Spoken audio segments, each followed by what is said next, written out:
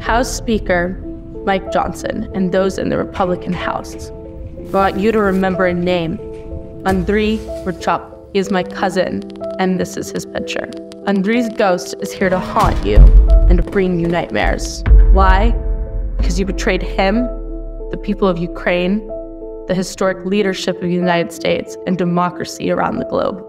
Anдрій was killed on February 22nd, 2024, on the front line near Avdiivka, Ukraine, at the age of 21. He was so talented that his comrades respected him after only a few months of combat duty. Anдрій died a hero protecting his fellow soldiers when his battalion lacked the necessary firepower to repel the enemy's artillery and drone assault. The commander was rationing ammunition because for 4 months, you and your Republican colleagues have cynically refused to allow bipartisan members of Congress to vote on a necessary and crucial funding package for Ukraine. The obstruction has caused the death and injury of thousands of Ukrainians, both soldiers, civilians, including babies, children, and pregnant women. With the death of Anдрій, your act of betrayal has harmed our American family. Anдрій was born in a small village. He was raised by his grandparents. My mom and my dad became his long-distance parents. Every summer during our childhood, I'd visit the small village with my family.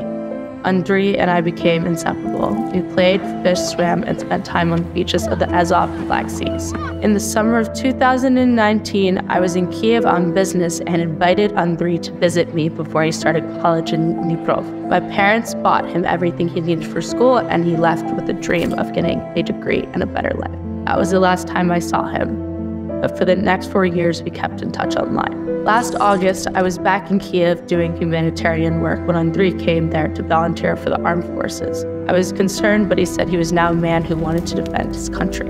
Over the next several months, he sent photos with his troops, and I was so proud to see him so handsome in his uniform. He did not want my family to worry, so he never mentioned that he asked to be deployed on the front line. Anдрій was buried on February 22nd. At his small village next to my grandmother and grandfather. The entire village lined the road for kilometers in bended knees, and he was carried by his comrades to his gravesite.